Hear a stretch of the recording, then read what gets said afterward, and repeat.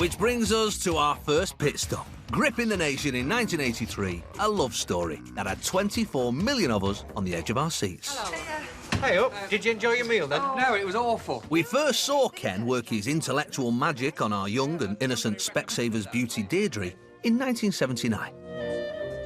Do you know what Schopenhauer said? Who's he? What is it all? Well, he was a famous philosopher. He said that no man should marry until he's 35, and then he should marry a woman at least 15 years younger than him.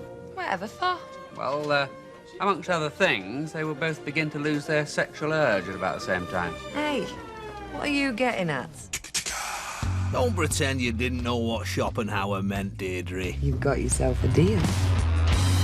You should have got that deal in writing, Ken, because a decade-long fight for Deirdre was underway. Well, I thought he was calling for me. And here I am. You've not seen Ken, have you? Well, if I had, I wouldn't tell you. But what a charmer Mike was. Just like David Niven, isn't he? Where did you say the jag was? Outside. Thank you. Come again. I most certainly will, because I fancy the slim, sexy bird that works here. Despite Mike's best efforts, in the summer of '81, Ken got that deal in writing after all. I pronounce them to be man and wife together. She even took a specs off for him. True love. But Mike wasn't going to let something like marriage get in his way. I'll look after you, I promise. I made a bit of money today. And you know what I think about money? It's for spending. Had a smashing night, Mike. But it was when Deirdre accepted afters My place? Yeah. All right. that fans were up in arms. The press ran opinion polls. Britain didn't like seeing the affair play out behind Ken's back. We're in love, you agree with that, don't you? Yeah. I think we are. Boring. It's as good a word as any. I'm boring! What about me? What about my life? Well, what else do you want? Mike.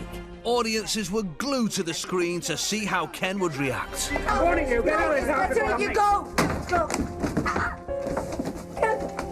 Corrie had never felt so raw. Was this the end of Ken and Deirdre? Pack your bags. And go to Baldwin. It was reported that even the Queen didn't want to miss the episode and had a tape flown overseas. Just don't think that when you walk out of that door that you're ever coming back. I won't.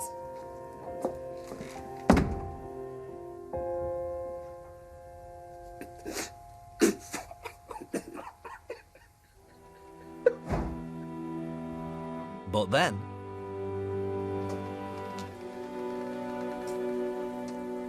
Ken, I don't want to go. Don't make me go. I don't know what I'm doing anymore. I couldn't go through the door, Ken. I couldn't. Please don't say I've got to go. I'll never see him again. I'll never see him again as long as I live.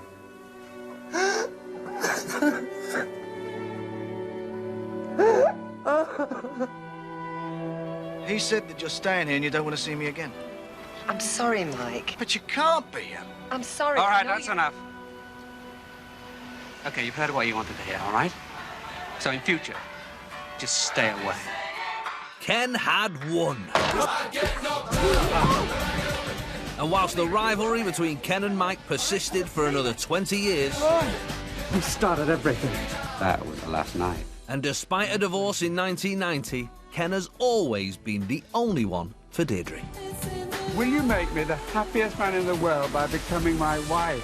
Yes, of course I will. And they tied the knot again in 2005, nearly 24 years since their first big day. It gives me great pleasure to pronounce you husband and wife. I love a happy ending. But don't get too comfy. Living in Weatherfield should come with a health warning. The street can be a death trap.